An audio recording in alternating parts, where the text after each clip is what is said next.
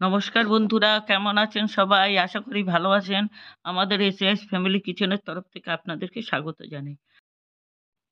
আজকে আমি মাছের মাথা দিয়ে শীষ পালংয়ের ছ্যাঁচড়া তৈরি করব। এখানে এক আটি শীষ পালং নিয়েছি, আর নিয়েছি হাফ কাতলা মাছের মাথা আর লেজ, আর নিয়েছি এখানে আমার বাড়ির কচি কিছু পালং শাক, আর সঙ্গে নিয়েছি একটা বড় সাইজের আলু, 250 গ্রাম কুমড়ো, আর একটা ছোট সাইজের বেগুন। এখানে কড়াইতে তেল গরম করে 10-12টা বড়ি ভেজে নিচ্ছি। বড়িগুলোকে লাল লাল করে ভেজে এবার উঠিয়ে নিচ্ছি।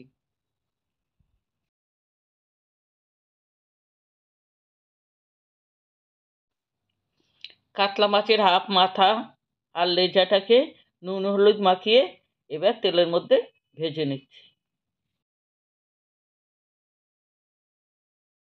মাছের মাথাটাকে উল্টে পাল্টে ভেজে নিচ্ছি।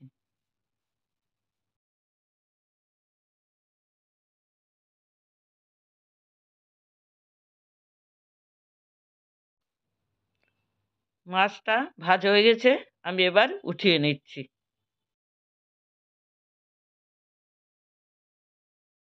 ওই তেলের মধ্যে আমি সবজিগুলো এবার ভেজে নেব। প্রথমে দিয়ে দিচ্ছি আলু। আলুটাকে একটুখানি ভেজে নিয়ে তারপর আমি কুমড়োটা দেব।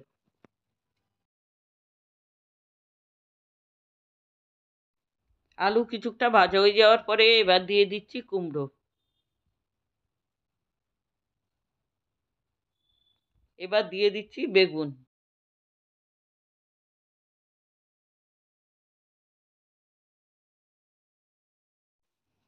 সব সবজিগুলোকে এবার একটু ভালো করে ভেজে নেব।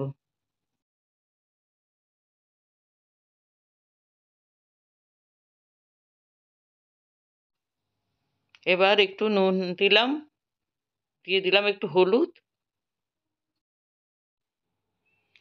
সব সবজিগুলোকে এবার একটু ভালো করে নাড়িয়ে চাড়িয়ে নিচ্ছি যতক্ষণ না ভাজা হয়। আমার ছাদ বাগানে শিম হয়েছিল, কয়েকটা শিম ছিল শেষ পর্যন্ত, সেই শিমটাকে এবার দিয়ে দিলাম। এবার ভালো করে একটু সবজিটাকে ভেজে নিচ্ছি।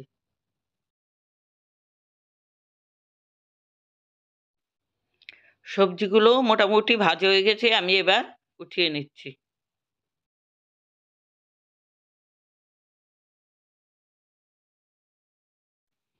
কড়ার মধ্যে আবার একটুখানি তেল দিলাম, দিয়ে 1 চামচ দিলাম গোটা জিরে, দিয়ে দিলাম 2টো তেজপাতা।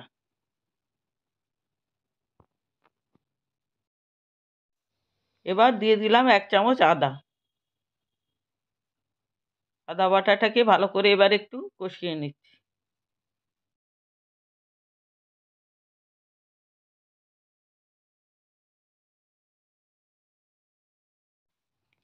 এবার দিয়ে দিচ্ছি শীষ পালংয়ের ডাঁটাটা। শীষ পালং বলুন আর পুঁইশাক ডাঁটা বলুন, ডাঁটাটাকে আগে ভেজে নেবেন ভালো করে, পাতাটা পরে দেবেন। না হলে ডাঁটাটা সিদ্ধ হতে হতে পাতাগুলো একদম গলে ঝোল হয়ে যাবে। এত ঝোল উঠবে যে শেষ পর্যন্ত শুকাতে শুকাতে আর পাতাই খুঁজে পাবেন না।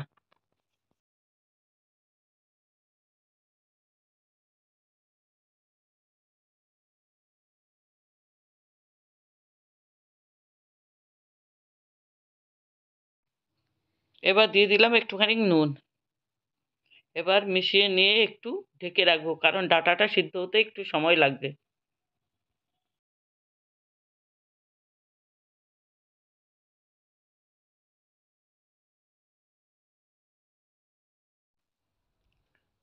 পাঁচ ছটা লঙ্কাকে চিড়ে দিয়ে দিলাম, দিয়ে আবার একটু ঢেকে রাখছি।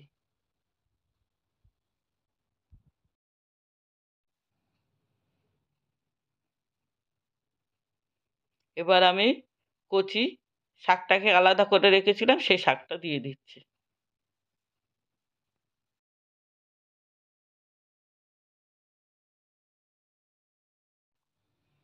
শাক পাতাগুলোকে ভালো করে মিশিয়ে নিচ্ছি। মিশিয়ে নিয়ে আবার আমি 5 মিনিটের জন্য ঢেকে দেব। 5 মিনিট বাদে আমি ঢাকা উঠিয়ে নিলাম।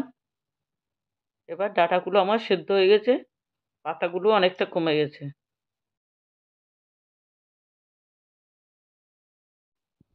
এবার দিয়ে দিচ্ছি 1/2 চামচ চিনি। পালং শাকের মধ্যে একটু চিনি দেবেন, নাহলে একটু কষা কষা ভাব থাকে পালং শাক, চিনি দিলে ভালো লাগে।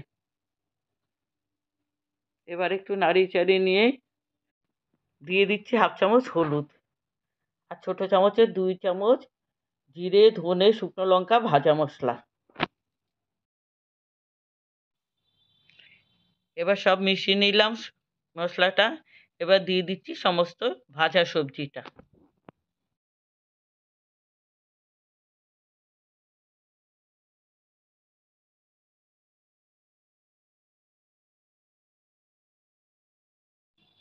সমস্ত সবজিগুলোকে মিশিয়ে নেওয়ার পর এবার দিয়ে দিচ্ছি মাছের মাথা আর লেজটাকে ভেঙে। এবার সব মিশিয়ে নিচ্ছি ভালো করে।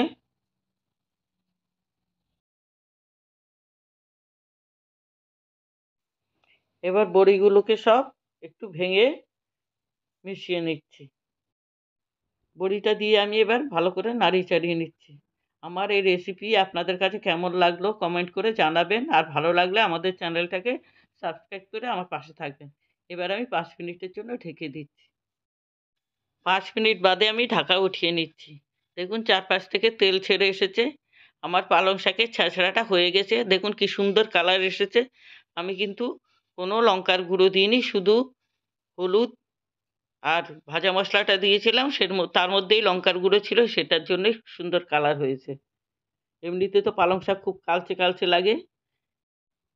আমার পালং শাকটা হয়ে গেছে পুরো। আমি এবার উঠিয়ে আপনাদেরকে দেখাচ্ছি। আমার পালং শাকের ছ্যাঁচড়াটা দেখুন কেমন হয়েছে। আমি আজ তবে এখানে রাখছি, ফিরে আসবো অন্য কোনো দিন অন্য কোনো নতুন রেসিপি নিয়ে।